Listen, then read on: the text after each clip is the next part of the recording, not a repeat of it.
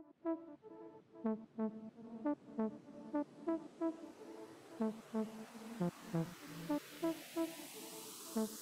kommer omslag, og vi skal give den fuld gas, der er ikke så meget her.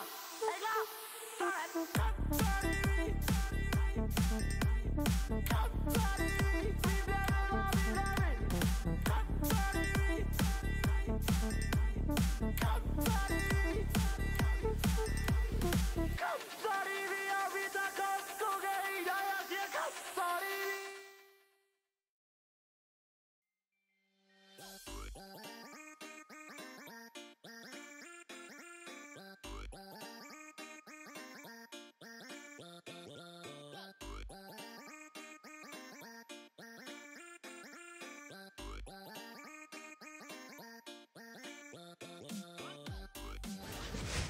Velkommen til vores podcast, hvor vi vil snakke om FN's verdensmål nummer 7, som handler omkring ligestilling mellem kønnene.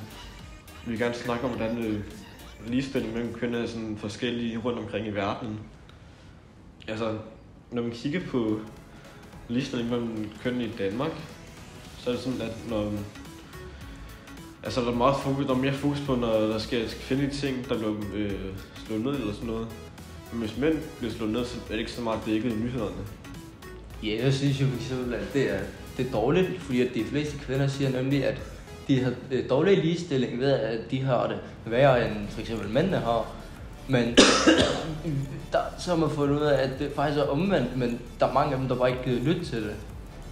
Og det, er sådan, det påvirker jo lidt samfundet, hvis nu, det er jo ikke sådan rigtigt, men vi kalder det ligestilling, men det er det jo ikke rigtigt.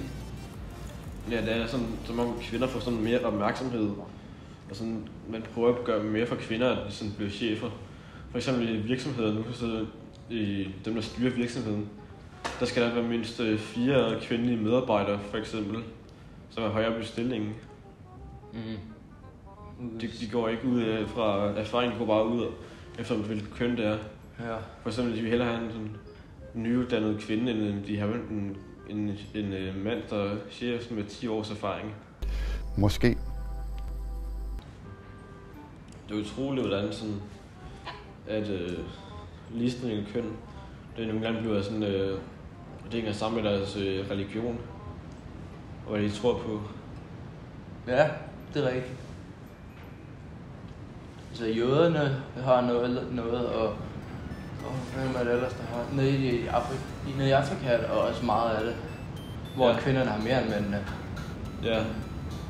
Og så er det muslimske lande, hvor kvinder ikke må så meget i forhold til mændene. Ja. Der er også... vi er meget heldige i Danmark, at det ikke er sådan, at vi faktisk har en lovgivning, der er sådan hævet over religion. Ja, det er rigtigt, ja. Rigtigt. Men så er det bare mærkeligt, sådan, der så kommer sådan muslimer til Danmark, og sådan, så prøver at påvirke reglerne, så de følger deres religion, selvom de kommer udefra. Hvad tænker du om ligestilling oppe i det kolde, oppe i Canada og Grønland?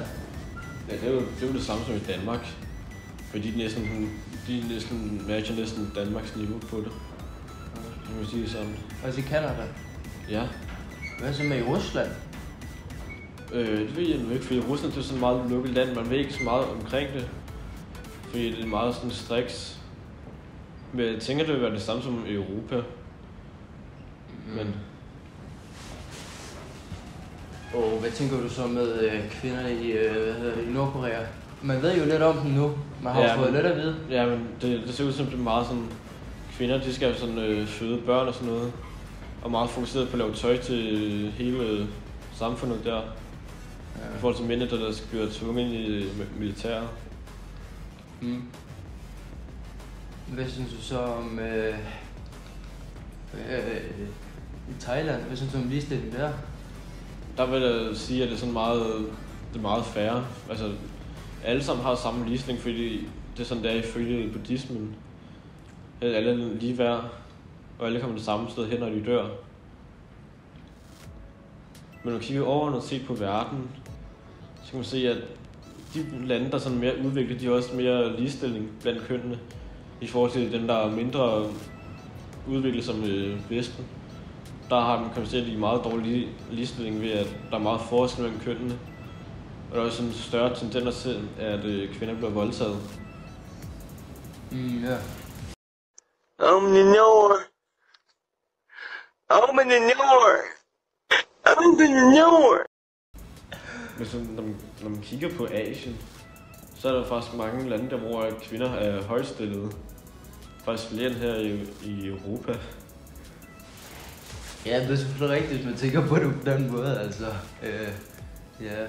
Men hvad så med ligestilling over USA? Hvad vil du sige der? Over i USA, der er man sådan ligestilling, det er sådan... Hvordan kan man sige det? Det er sådan ligesom Danmark. Det er lidt forskelligt, sådan at du er heldig eller ej. Jamen altså, hvad så hvis man tænker på nede i Afrika, der er jo for eksempel nogle lande, hvor der kvinderne de har det fint nok. Der er det faktisk nogle af dem, der er højere end mændene, og så er der nogle lande dernede, hvor der mændene de har meget overtaget, hvor kvinderne de kan ikke så meget dernede. Det er mest de lande, der er lidt mere mod islam-delen af det.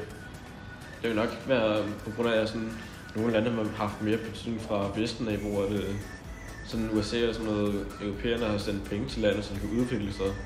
Det kan udvikle sig til bedre samfund på nogle punkter. Og så dem der ikke er sådan, hvor der er så meget ligestilling, hvor kvinder har mindre rettigheder. Så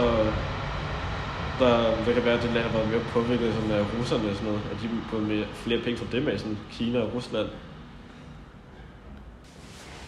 Ja, det er selvfølgelig rigtigt, hvis man tænker på det på den måde, altså. Ja.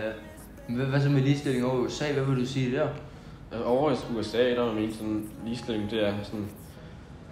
Hvordan kan man sige det? Det er sådan ligesom Danmark. Det er lidt forskelligt, sådan at du er heldig eller ej. Der bliver ansat som en højstillet kvinde i forhold til mænd. Men på samme tid, så har man ikke også noget betydning med, hvor meget erfaring de forskellige køn har. Fordi det kan være, sådan, at nogle kvinder, de var sådan i 30'erne, da de fik tilbudt en højere stillet uddannelse. Og så først kommet på arbejdsmarkedet nogle år efter, som 40-årige. Så kan de have mindre erfaring end hvis en 25-årig. Der er lige blevet født der, hvor man kunne få god uddannelse. Så er når man bliver 18, før man har fået mere erfaring. Ja, det kan, ja, okay, ja. Hvad så, hvad så med nede i, hvad fanden det hedder, det der, Israel, hvad vil du så sige dernede i Israel, ja? Israel, altså det er også meget støttet af det, man kalder Vesten. Altså USA og Danmark og Frankrig og Tyskland. Og så derfor er de sådan mere sådan påvirkede lande, så de er sådan mere ligestilling. Ja. Men der er sådan, i Danmark der er også sådan så meget ligestilling, at man også begynder at tænke på sådan folk, der er et andet end et mand eller kvinde. Ja, det er rigtigt. Vi er en af de lande, der giver hvad som helst som mulighed til identitet. Ja. Hvilket, hvis man følger mange af deres regler, i hvert fald, det er ikke alle, der følger, men nogle af dem følger det med reglen med, at så skal man ikke kalde det ham derovre, så skal man kalde det dem derovre, alt det. Det kan godt blive lidt frustrerende nogle gange, hvis man ikke ved, hvem det er. Ja, og så er der også bare sådan en masse penge, der bliver brugt på at lave de systemer til dem, selvom det sådan ikke rigtig har noget betydning. Ja, der bliver lavet toiletter til intetkøn og sådan noget. Ja. Ej. Altså, tænk på det, vi bruger det sådan så mange penge på det, at vi sådan får flere penge på det, når vi faktisk får rigtig ligestilling nede i Afrika eller nogle mindre udviklede lande. Ja, det er rigtigt. Tænk på, at vi kunne have støttet de penge til dem, og så kan vi få lige så meget ligestilling, som vi har her i Danmark. Ja. Altså, vi lever i et samfund, hvor sådan folk brokker sig over, hvis de bliver kaldt det forkerte køn. Hvad synes du så med, undskyld jeg afbryder, men hvad synes du så med ligestilling i, i skolerne, både i USA og Danmark og sådan? Det er også meget det samme, altså. Mange skoler er stadig traditionelle, hvor det kun er kvinde- eller mandetoilet. Ja, jamen sådan, hvordan synes du, den lærerne er mod mænd og kvinderne? Synes du, der er nogen over i USA eller i Danmark, der sådan er meget mod kvinderne i forhold til mændene over i skolerne, sådan hver klasse? Ja, det er sådan, drenge de er sådan mere betegnet, sådan, hvis der er mobning i klassen, så er det dem, der får skylden. Selvom det måske slet ikke var deres skyld. Ja, og så er der også det der med deres dresscode. Ja. derovre med det der med, at kvinderne skal være meget debatteret, og drengene kan nærmest komme nøgne i skole. Ja. Det eller omvendt nogle gange også. Er der det? Ja. Ah.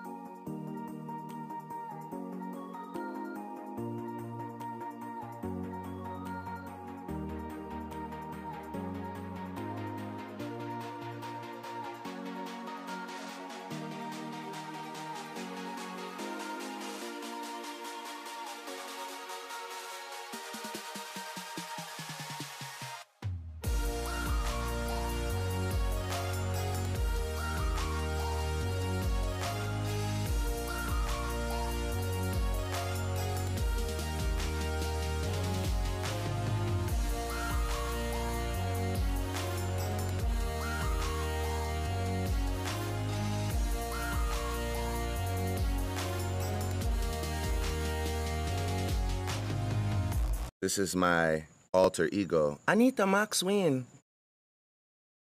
Anita Maxwin. Ja, jeg fik en finger i nums, for jeg fik en finger i nums. Vi startede her den anden dag. Jeg inviterede på pandekage, og så var det blev sent, og du vil gerne blive og sove, yeah. Så vi lagde os i stuen, og jeg havde kun en pude. Sådan lå vi begge på, du kom meget tæt på mig. Og jeg lå lige og sov så godt, da det var jeg vågnede op til en følelse så varm, lige for enden af min tarm. Allah Akbar! For jeg fik